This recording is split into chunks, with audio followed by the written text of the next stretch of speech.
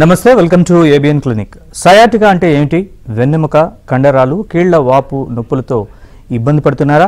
Disc సమస్యలు ఏ వయసు వారికి ఎక్కువగా వస్తాయి? మోకాళ్ళ నొప్పికి అధిక బరువే కారణమా? వెన్నెముక సమస్యలు ఎలా మొదలవుతాయి? డిస్క్, సయాటికా సమస్యలకు హోమియోలో వైద్య విధానాల గురించి తెలియజేయడానికి హోమియో కేర్ ఇంటర్నేషనల్ డాక్టర్ ఇనామ్ గారు మనతో పాటు స్టూడియోలో ఉన్నారు. వారిని అడిగి వివరంగా మరిన్ని విషయాలు తెలుసుకుందాం. డాక్టర్ గారు నమస్కారం. నమస్తే అండి. డాక్టర్, ఈ మధ్యకాలంలో చాలామంది వయసుతో నిమిత్తం లేకుండా ఏదో ఒక సమస్యతో, అంటే వెన్నెముక సమస్య కావచ్చు, లేదా డిస్క్ అనే సమస్య, ఇట్లాంటి మోకాళ్ళ నొప్పులని ఇట్లా అంత కంప్లైంట్స్ ఉన్నాయి కదా ప్రతి ఇంట్లో ఎవరో ఒకరికి. అసలు ఇవి రావడానికి గల కారణాలండి మెయిన్గా చూస్తే? ఇప్పుడు చూడండి, ఏజ్ లేకుండా ఒక 25-30 ఇయర్స్ వాళ్ళు కూడా బ్యాక్ పెయిన్ వస్తుంది అన్నట్లు మా దగ్గర వస్తున్నారు చాలా మంది patient. It is most common now A days. So basic reason ఏంది దాని వెనుక అంటే, మనం ఎక్కువగా కదలిక అనేది లేదు మనకు. సో ఒకే చోట మనం కూర్చొని పని చేయడం అనేది జరుగుతుంది. And exposure to the sunlight is also very less. Sunlight కి ఎక్స్పోజ్ అవుతేనే మనకు వైటమిన్ డి ఉత్పత్తి అవుతుంది, దాని నుంచి కాల్షియం అనేది ప్రొడ్యూస్ అవ్వడం జరుగుతుంది. సో ఈ లోపాల మూలన ఏమవుతుందంటే బోన్స్ వీక్ అయిపోవడం జరుగుతుంది ముఖ్యంగా. అండ్ మనం చేసే పనులలో, ఫర్ ఎగ్జాంపుల్ మనం కూర్చొని ఒక 8 hours జాబ్ చేస్తున్నాం అనుకోండి, ఇలాంటి వాళ్ళకు ఎక్కువ చూస్తాం. సో ఈ 8 hours జాబ్ లో హౌ హీ సిట్టింగ్, ఆయన ఎలా కూర్చుంటున్నాడు, రైట్ పొజిషన్ లో కూర్చుంటేనే మంచిగా ఉంటుంది. లేదు కొంచెం ఇలా బెండ్ అయి కూర్చున్నాము, లేదంటే ఇలా ఉంగి కూర్చుంటున్నాము. సో ఇలా చేయడం మూలన ఏమవుతుందంటే బరువు అనేది మన డిస్క్ మీద ఒకటే చోట పడడం జరుగుతుంది. దానివల్ల డిస్క్ ఉబ్బడం కానీ అలా జరుగుతూ ఉంటుంది. రెండోది ఏంటంటే మస్కులర్ స్ట్రెయినింగ్, అంటే మజిల్స్ ఒక లిమిట్ వరకు మీకు స్ట్రెయిన్ అవుతాయి, దాని తర్వాత నొప్పులు అనేటివి రావడం జరుగుతుంది. సో అది కూడా ఒక రీజన్ ఉంటుంది. అండ్ ఎక్కువగా కదలికలు లేవు, అండ్ సడన్లీ ఒకేసారి మనం క్రికెట్ ఆడడానికి పోతున్నాము, స్పీడ్ రన్నింగ్ చేస్తున్నాము, ఆర్ ట్రావెల్ చేయడానికి పెద్ద బ్యాగ్లు లిఫ్ట్ చేస్తున్నాము. సో ఇలా మనకు అలవాటు లేనప్పుడు ఇలాంటి పనులు సడన్ చేయడం వల్ల ఏంటంటే మనకు ప్రాబ్లమ్స్ ఏర్పడడం జరుగుతుంది. ఇప్పుడు జిమ్ చేసే వాళ్ళలో ఫస్ట్ వాళ్ళు ఏం చెప్తారు, కోచ్ వార్మప్ చేయండి అంటారు, దాని తర్వాత వెయిట్స్ దగ్గర వెళ్ళండి. ఈ వార్మప్ అనేది చాలా అవసరం, కానీ మనం సడన్ పనులు చేయడం మూలన ఇది వచ్చే అవకాశాలు అనేది ఉంటుంది అన్నమాట. రైట్, డైరెక్ట్ గా జిమ్ చేయకూడదు. అలాగే డాక్టర్ గారు, ఈ డిస్క్ ప్రాబ్లమ్స్ లో సయాటికా అంటే అదే డిస్క్ ప్రాబ్లమ్స్ సయాటికా ఒకటేనా, లేకపోతే దానికి దీనికి తేడా ఉంటుందండి? ఇందులో ఎలా అంటే డిస్క్ ప్రాబ్లమ్స్ క్యూర్ అవ్వడానికి ట్రీట్మెంట్ ఇస్తే చాలా టైం పడుతుంది అన్నమాట. అదే సయాటికా ఈజీలీ దానికి మనం ట్రీట్మెంట్ ఇవ్వచ్చు, తొందరగా క్యూర్ అవ్వడం జరుగుతుంది. ఇది మేజర్ థింగ్. అండ్ సయాటికాలో చాలా కేసెస్ డిస్క్ సంబంధించినది ఉంటుంది అన్నమాట. కానీ డిస్క్ సమస్య ఉంటే సయాటికా మీకు రావచ్చు, సియాటికా ఉంటే ఖచ్చితంగా డిస్క్ సమస్య వస్తుంది అన్నట్లు ఏముండదు. This is also a difference. And సియాటికాలో ముఖ్యంగా ఏంటంటే కాళ్లలో నొప్పి రావడం జరుగుతూ ఉంటది, అదే నడుములో మనకు అంత నొప్పి అనిపించదు. బట్ డిస్క్ సమస్యల్లో నడుములో నొప్పి చాలా ఎక్కువ ఉండడం అనేది జరుగుతుంది అన్నమాట.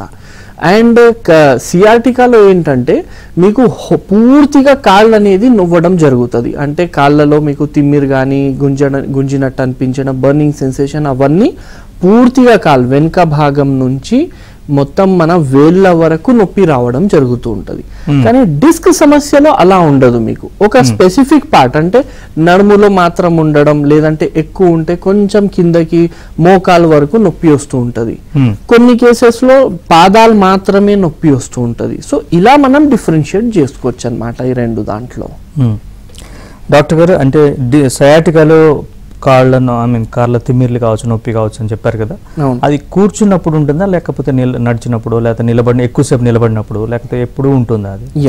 ఇప్పుడు చూడండి, ఈ సియాటికా ప్రాబ్లం రావడమే ఎక్కువగా నిలబడుతున్న వాళ్ళకి వస్తుంది. సో ఈ ప్రాబ్లం అగ్రివేట్ కూడా అదే పొజిషన్ లో మీకు ఎక్కువ ఉంటుంది, అంటే నిలబడి ఉంటే మీకు ఈ సియాటికా ప్రాబ్లం అనేది పెరగడం జరుగుతూ ఉంటుంది. అండ్ వాకింగ్ చేస్తే చాలా మంచిది అన్నమాట. Either you are suffering from disc problem, లేదంటే సియాటికాతో సఫర్ అవుతున్నారన్నా కూడా నడుస్తే చాలా మంచిది. And back pain, usually disc problem అంటే మనకు బ్యాక్ పెయిన్స్ ఉంటాయి.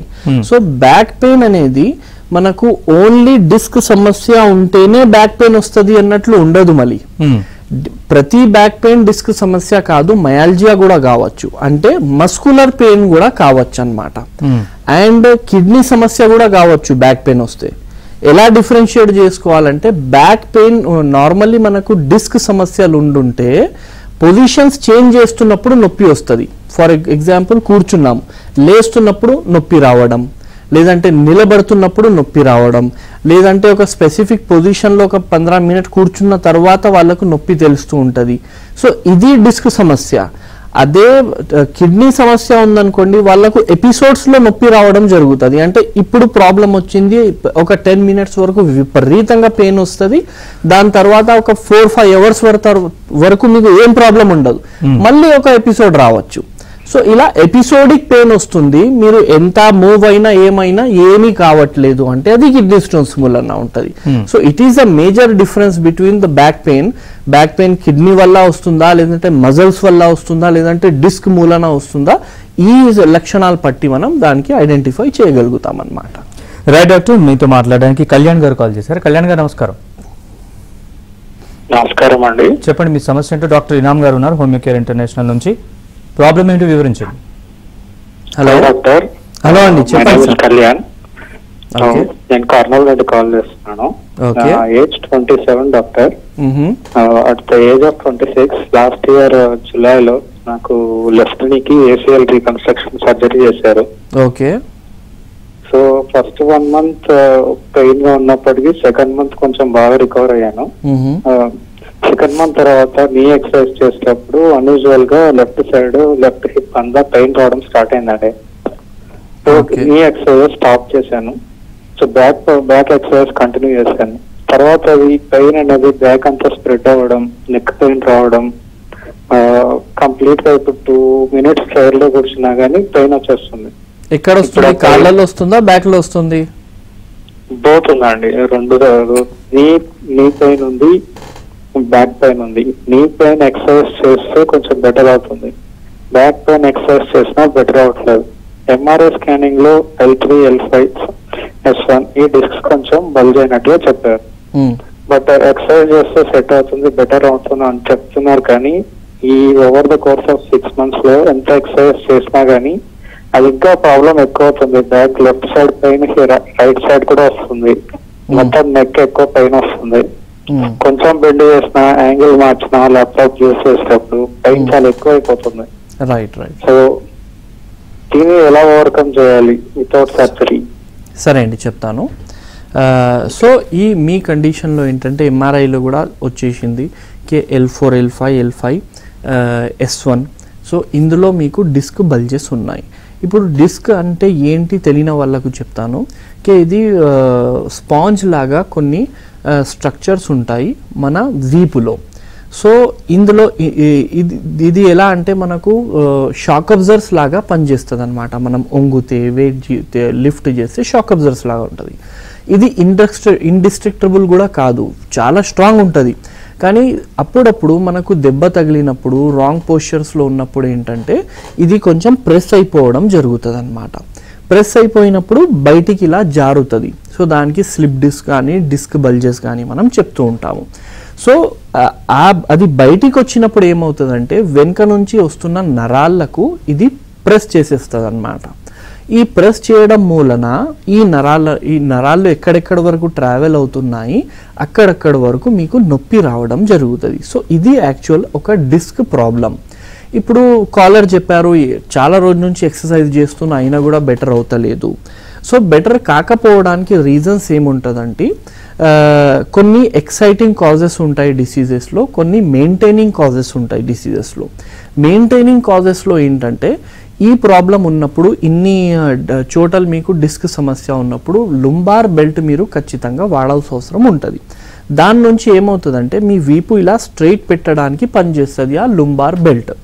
మనం ఆ లుంబార్ బెల్ట్ యూజ్ చేయలేదనుకోండి, రాంగ్ పోస్చర్లో కూర్చున్నాము, కరెక్ట్ కూర్చున్నా కూడా ఎంతసేపు అని మీరు ఇలా స్ట్రైట్ కూర్చోగలుగుతారు, కొంచెం ఉంగిపోతారు. సో బైక్లో ట్రావెల్ చేస్తాము, బైక్ ట్రావెల్ చేస్తున్నప్పుడు స్ట్రైట్ కూర్చొని మెల్లగా ఇలా అవుతాము. సో ఆ షాక్ అబ్జర్వర్స్లో మంచి షాక్ అబ్జర్వర్స్ లేకపోతే ఏమవుతుందంటే చిన్న చిన్న గుంతల్లో మీరు వెళ్ళినా కూడా ఆ ఎఫెక్ట్ అనేది మీ డిస్క్ మీద పడుతూ ఉంటుంది. సో మీరు 10 days ఎక్సర్సైజ్ చేసి మంచి చేసుకున్న డిస్క్ అనేది ఒక చిన్న గుంతలో పడి మళ్ళీ ప్రాబ్లం అనేది స్టార్ట్ అవుతుంది. So these all are the maintaining and exciting causes of your disease. ఇవి మీరు చెయ్యకూడదు. అంటే రెస్ట్ ఎక్కువగా ఉండాలి, లుంబార్ బెల్ట్ ఖచ్చితంగా వేసుకోవాలి, కింద మీరు అస్సలు కూర్చోకూడదు, వెయిట్ మీరు అస్సలు లేపకూడదు. ఇలాంటివి చేసుకుంటూ మళ్ళీ మీరు ఎక్సర్సైజ్ చేసి మందులు తీసుకుంటే మీరు సెట్ అవ్వడం జరుగుతాయి. సో ఎనీ ప్రాబ్లం చూడండి, there are 2 parts in the treatment. ఒకటి మేనేజ్మెంట్, ఒకటి మెడిసిన్. మేనేజ్మెంట్ మీరు మంచిగా చేసి మెడిసిన్స్ వాడితే తొందరగా తక్కువ అవుతుంది. సో రెండు కూడా చేయండి, డెఫినెట్లీ హెల్ప్ అవుతుంది. కర్నూలు అని చెప్తున్నారు కాబట్టి మన హోమియోకేర్ ఇంటర్నేషనల్ క్లినిక్ కర్నూలులో కూడా ఉంది. So you can approach there. And Jhansi గారు నమస్కారం. మీ ప్రాబ్లం ఏంటో చెప్పండి, డాక్టర్ గారితో మాట్లాడండి. హలో హలో అండి, Hello, చెప్పండి సార్. మేడం, నా పేరు Jhansi, I'm calling from Hyderabad. Okay sir, నాకు యాక్చువల్లీ బ్యాక్ పెయిన్ ఒక అంటే ప్రెగ్నెన్సీ టైంలో స్టార్ట్ అయింది. ఓకే అంటే నాకు సిజేరియన్ అయింది. ఓకే అప్పుడు అంత సివియర్ గా లేదు, బట్ లాస్ట్ 2 years బ్యాక్ ఏమైంది అంటే కొంచెం స్టెప్స్ ఎక్కే టైంలో కొంచెం జర్క్ లాగా అనిపించి చాలా సివియర్ పెయిన్ వచ్చింది అనమాట. ఓకే సో డాక్టర్ దగ్గరికి వెళ్తే సమ్ ఎక్స్రే తీశారు కొంచెం. సో ఫిజియోథెరపీ ఒక 1 month అట్లా వెళ్ళాను, కొంచెం కంట్రోల్ అయింది pain. Okay actually I'm planning for second pregnancy. So మళ్ళీ నేను రీసెంట్ గా ఎంఆర్ఐ స్కాన్ చేపిస్తే L4, L5 అండ్ S1 లో డిస్క్ బల్జ్ ఉంది అనేసి అన్నారనమాట. So can I go for pregnancy అంటే ఇదేమైనా కన్సర్నా లేకపోతే ఎలా dilemma? Yeah, so definitely you can go for pregnancy అండి, అలా ఏం లేదు. ఇట్ డిపెండ్స్కి మీకు డిస్క్ బల్జ్ ఎలా ఉన్నాయి, మైల్డ్ ఉంది, మోడరేట్ ఉంది, లేదంటే సివియర్ డిస్క్ బల్జ్ అనేది ఉంది. అది మనం చూసుకోవాలి. చూసుకొని నార్మల్ ప్రెగ్నెంట్ ఉమెన్ లాగా మీరు ఉండకూడదు. అంటే నార్మల్లీ మనం ఏం చెప్తాము, ఒక 4-5 months తర్వాత you have to do a squattings and all అవన్నీ చెప్తూ ఉంటాము. కానీ మీరు ఏంటంటే కింద కూర్చోవడం కానీ అండ్ లేదంటే వెయిట్ లిఫ్ట్ చేయడం కానీ even though you are in 5th-6th month మీరు ఆ పనులు అనేది ఎక్కువగా చేయకూడదు. అండ్ కింద కూర్చొని లేస్తున్నప్పుడు మాత్రం మీకు స్ట్రెయిన్ అనేది L4, L5 మీద చాలా ఎక్కువ పడడం జరుగుతుంది. సో అలా మీరు అస్సలు చేయకూడదు అనమాట. అండ్ పైననే కూర్చోవాలి అండ్ పోస్చర్ కూడా స్టిఫ్నెస్ అనేది స్టిఫ్ పెట్టుకోవాలి.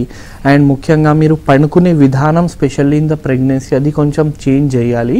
దాంట్లో ఏంటంటే మీరు ఎల్లింకల్ పడుకుంటున్నప్పుడు మోకాళ్ళ కింద ఒక దిండు పెట్టుకోవాలన్నమాట. సో మీ మోకాళ్ళు కొంచెం ఇలా లిఫ్ట్ అయి ఉంటుంది అనమాట, ఇది పెట్టుకోవాలి. అండ్ చిన్న కుషన్ అనేది ఇన్ యువర్ బ్యాక్ అనమాట, బ్యాక్ దగ్గర ఇక్కడ నొప్పి వస్తుంది అక్కడ పెట్టుకొని కొంచెం సేపు పండుకోవాలి.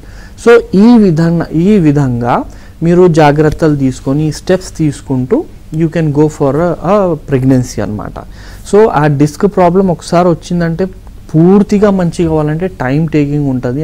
అంతవరకు మీరు ప్రెగ్నెన్సీ డిలే అనేది చేయడం మంచిది కాదు. యూ కెన్ ప్రొసీడ్ విత్ కాషియస్నెస్ అనమాట. రైట్ డాక్టర్ గారు, నెక్స్ట్ కాలర్ ఈశ్వర్ గారు కాల్ చేశారు. ఈశ్వర్ గారు నమస్కారం. డాక్టర్ గారు ఉన్నారు, మీ సమస్య ఏంటి వివరించండి. నమస్తే సార్. నమస్తే ఈశ్వర్ గారు, చెప్పండి.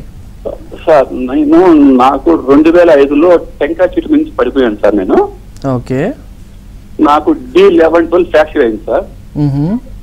సిమ్స్ లో ఆపరేషన్ తర్వాత నా పని నేను చేసుకోగలుగుతున్నాను సార్. ఒక స్టిక్ పట్టుకొని నడుచుకుంటా అట్లీస్ట్ 2 years వదులుకుంటాను సార్. ఒక 2 years గా ఇప్పుడు తుంటి భాగం నుంచి అరికాల దాకా బాగా పైన వస్తుంది సార్. పెయిన్ వస్తుంది, పైన వస్తుంది సార్. ఒక తర్వాత 2 కూడా స్టార్ట్ అయింది సార్. 2 కాళ్ళు అలాగే అయింది సార్. ఇప్పుడు అట్లీస్ట్ మంచంలో నుంచి దిగలే పరిస్థితిలో ఉన్నాను సార్. నేను కడపలో నేను సిమ్స్లే చూపించుకునే దానికి టైం పడుతుందని చెప్పి ఆర్యా హాస్పిటల్లో కడపలో చూపించాను సార్. అక్కడ ఎంఆర్ఐ రెఫర్ చేశారు. ఎంఆర్ఐ ఏమైందంటే 2 స్క్రూలు 2 ప్లేట్లు ఉండడం వల్ల ఎంఆర్ఐ అయితే రావట్లేదు సార్ నాకే. ఆపరేషన్ చేసినప్పుడు 2 ప్లేట్లు 2 స్క్రూలు ఫిక్స్ చేస్తున్నారు సార్. ఇప్పుడు టాబ్లెట్లు వేసుకుంటే తత్కాలానికి ఆ రోజు నొప్పి తగ్గుతుంది, మళ్ళీ మరుసటి రోజు తీవ్రంగా నొప్పి వస్తుంది సార్. దీనికి ఏమన్నా హోమియోలో ట్రీట్మెంట్ ఉందా సార్? డెఫినెట్లీ చెప్తానండి.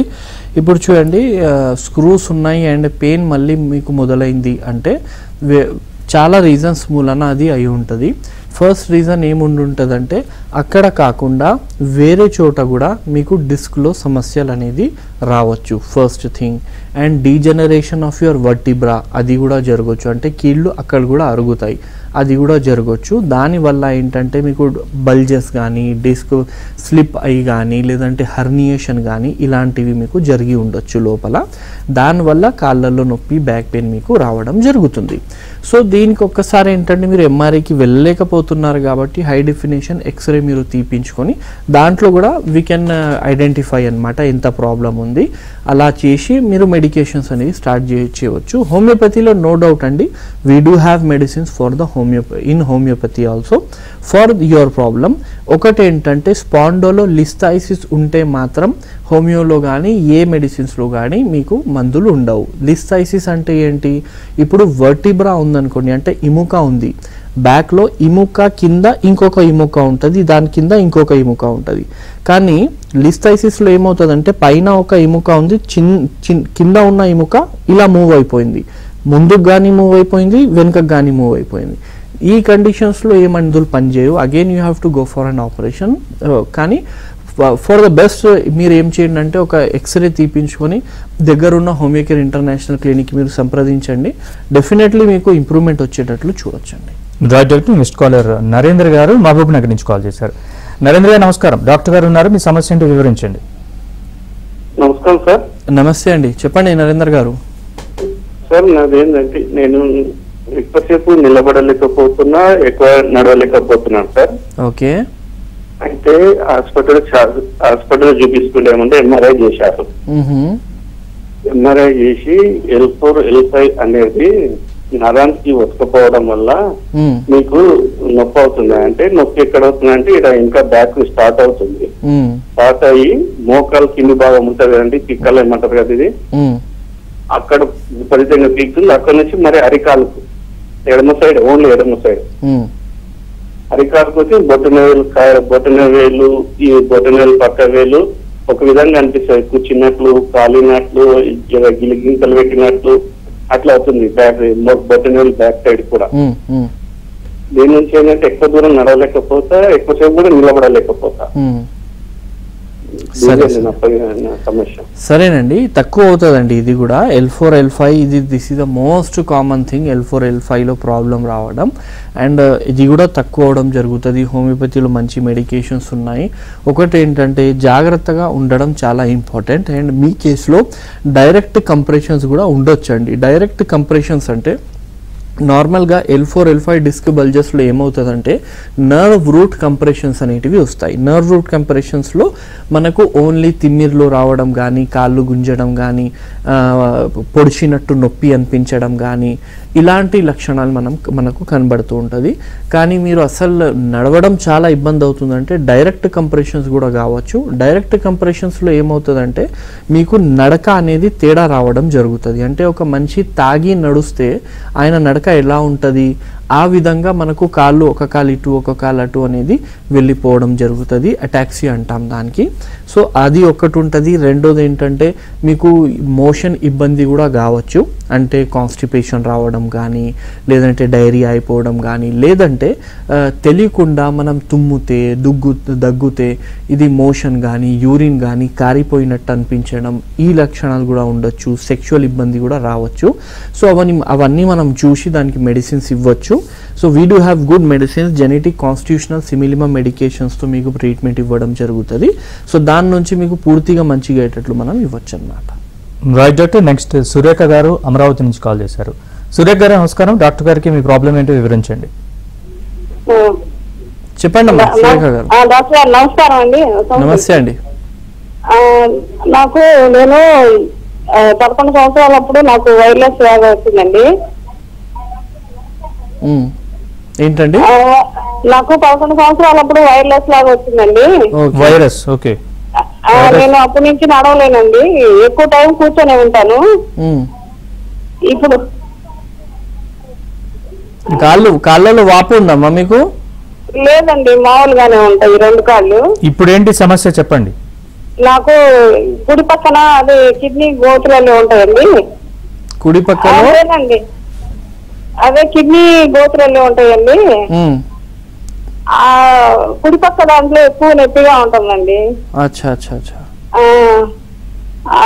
ఎక్కువ టైం యూరిన్ మూత్రంలో మంట ఏమైనా వస్తుందా? ఏం లేవండి, అవి బాగానే ఉండే. అచ్చా అచ్చా సరే. నొప్పి కోసమేనండి. ఓకే. సో బ్యాక్ పెయిన్ అవుతుంది అండ్ కిడ్నీ దగ్గర నొప్పి అవుతుంది అని చెప్తున్నారు. సో కిడ్నీ స్టోన్స్ కావచ్చమ్మా ముఖ్యంగా అది. సో కిడ్నీ స్టోన్స్ అనేది నొప్పి ఎట్లా ఉంటుందంటే అది కొంచెం సేపు నొప్పి విపరీతంగా రావడం, మళ్ళీ తక్కువైపోవడం, మళ్ళీ రావడం, ఇలా ఉంటుంది. ఎపిసోడిక్ పెయిన్ అంటాం దానికి. సో ఈ ప్రాబ్లం ఉన్నా కూడా మనకు ఈజీలీ స్టోన్స్ అనేటివి బయటికి వస్తాయి. ఏం భయపడాల్సిన అవసరం లేదు. 5 mm కైనా తక్కువ ఉందంటే, 4 mm కైనా తక్కువ ఉందంటే మందులు కూడా అవసరం ఉండవు.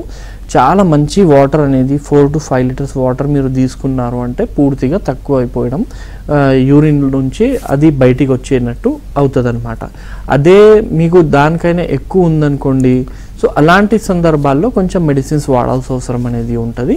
సో ఏం ప్రాబ్లం ఉన్నామా, బ్యాక్ పెయిన్ అని చెప్తున్నారు. సో బ్యాక్లో మనకు ఈ మీరు చెప్పిన కిడ్నీలో సమస్య, కిడ్నీ స్టోన్స్ ఉన్నా, లేదంటే నార్మల్లీ డిస్క్ సమస్య ఉన్నా, మస్కులర్ పెయిన్ ఉన్న, కండరాల నొప్పి ఉన్న, ఎలాంటి ప్రాబ్లం ఉన్నా హోమియోపతిలో చికిత్స అవైలబుల్ ఉంది.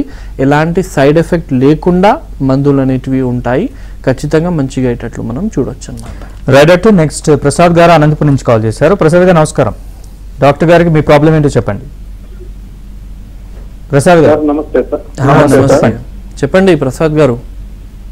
సార్ నేను మామూలుగా జర్నీ చేస్తుంటాను సార్. ఎక్కడ బ్యాక్ పెయిన్ రాకుండా ముందే బెల్ట్ వాడచ్చా సార్? రాకుండా ముందే బెల్ట్ వాడడం అనేది కరెక్ట్ కాదు. ఇప్పుడు ప్రస్తుతానికి ఏమైనా నొప్పి ఉందా మీకు? ప్రసాద్ గారు ప్రస్తుతం ఏమన్నా నొప్పి ఉందా అని అడుగుతున్నారు. నొప్పి ఏం లేదు సార్, ప్రస్తుతానికి అయితే ఏం నొప్పి లేదు.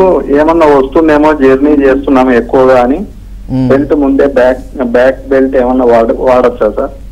సరే చెప్తానండి. సో ముందే మనం బ్యాక్ పెయిన్ కోసం వస్తుందేమో అని బెల్ట్ వాడడం దట్ ఈజ్ నాట్ రైట్ అనమాట. అవసరం లేదు మీకు. యాక్చువల్గా రాకుండా ప్రికాషన్స్ ఏం తీసుకోవాలి, దోస్ ప్రికాషన్స్ ఆర్ డిఫరెంట్. ఆ ప్రికాషన్స్లో ఏముంటుందంటే ఎక్కువగా జర్నీ చేస్తున్నారు కదా, సో పొద్దున పూట కానీ నైట్ పూట కానీ మీరు కొంచెం ఎక్సర్సైజ్ అనేది చేసి పండుకోవాలి. మనకు బ్యాక్ ఎక్సర్సైజ్ కొన్ని ఉంటాయి అన్నమాట. ఆ ఎక్సర్సైజ్ చేసి పొద్దున లేచినప్పుడు రాత్రి పండుకున్నప్పుడు ఆ ఎక్సర్సైజెస్ ఖచ్చితంగా చేయాలి. అండ్ మీరు కూర్చొని ట్రావెల్ చేస్తున్నారనుకోండి, సో కూర్చోవడం అనేది ఒక చిన్న కుషన్ మీ దగ్గర మీరు పెట్టుకోవాలి. ఆ కుషన్ ఏంటంటే బ్యాక్లో పెట్టుకోవాలన్నమాట. బ్యాక్లో పెట్టుకొని మనం కూర్చుంటే మనకు బ్యాక్ సపోర్ట్ ఉంటుంది. ఎప్పుడు మన వెనుపూస అనేది స్ట్రెయిట్ ఉండదు, ఇట్లా అది కొంచెం ఇలా ఎస్ పొజిషన్లో ఉంటుంది అనమాట. సో అదే పొజిషన్లో మెయింటైన్ చేయాలంటే ఒక చిన్న కుషన్ అనేది మనం బ్యాక్లో పెట్టుకొని కూర్చోవాలి. అదే పండుకొని పోతున్నారంటే మీకు సమస్య కూడా ఉండదు. సో ఎక్కువగా ట్రావెల్ చేస్తున్నారు, బైక్ మీద ట్రావెల్ చేస్తున్నారంటే రైట్ పొజిషన్స్, అండ్ కూర్చొని ట్రావెల్ చేస్తున్నారంటే లేస్తున్న ముందు. ఇప్పుడు ఒక 5 hours మీరు కూర్చున్నారు, 3 hours కూర్చున్నారు, డైరెక్ట్ ఇలా లేవకూడదు మీరు. ఫస్ట్ ఏంటంటే కొంచెం ఇలా వెనకపోయి ఇలా మనకు ఎక్స్టెండ్ చేసుకోవాలన్నమాట, ఫ్లెక్స్ చేసుకోవాలి. ఫ్లెక్స్ చేసుకొని మెల్లగా లేవాలి. సో ఈ జాగ్రత్తలు తీసుకుంటే మీకు చాలు. మళ్ళీ బెల్ట్ వాడడం అది అవన్నీ తర్వాత విషయం.